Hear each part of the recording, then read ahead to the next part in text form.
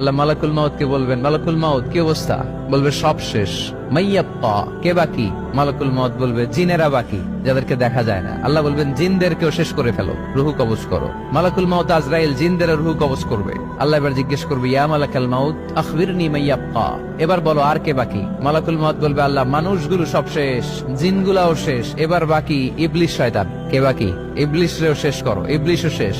আল্লাহ আবার জিজ্ঞেস করবেন, ইয়া মালাকাল মাউতি মাইয়াব্বা, আর কে বেঁচে আছে বলো? মালাকুল মাউত বলবে, আল্লাহ আপনার কথা অনুযায়ী পৃথিবীর সব মানুষের রুহু কবজ করলাম, সব জিনদের রুহু কবজ করলাম, ইবলিসের রুহু কবজ করলাম, এখন আছে শুধু ফেরেশতা। আছে কারা? যাও ফেরেশতাদের রুহু কবজ করো। ফেরেশতাদের রুহু কবজ হয়ে যাবে। এবার আল্লাহ জিজ্ঞেস করবেন, ইয়া মালাকাল মাউত আখবিরনি মাইয়াব্বা। মালাকুল মাউত বলবে, আল্লাহ আপনার কথা মতো ধরে ধরে সব শেষ, ফেরেশতাও শেষ, 4 জন ছাড়া। কয়জন ছাড়া? জোরে বলেন, কয়জন ছাড়া?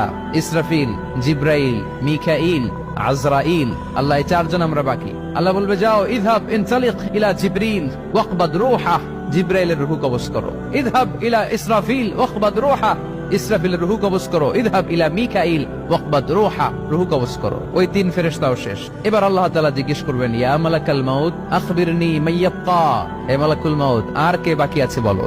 মালাকুল মাউত বলবে, আল্লাহ আপনার কথা মতো মানুষগুলো শেষ, জিনগুলো শেষ, ইবলিস শেষ, আমার বাকি 3 ভাই ইসরাফিল, মিকাইল